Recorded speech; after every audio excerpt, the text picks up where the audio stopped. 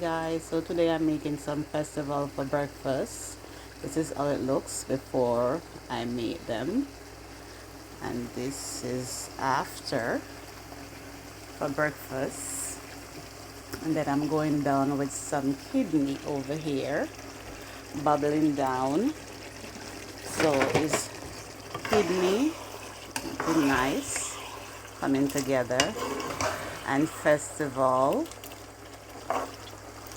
for breakfast today. I'm gonna remove these from the pot and put them on some paper towel to suck up the excess oil.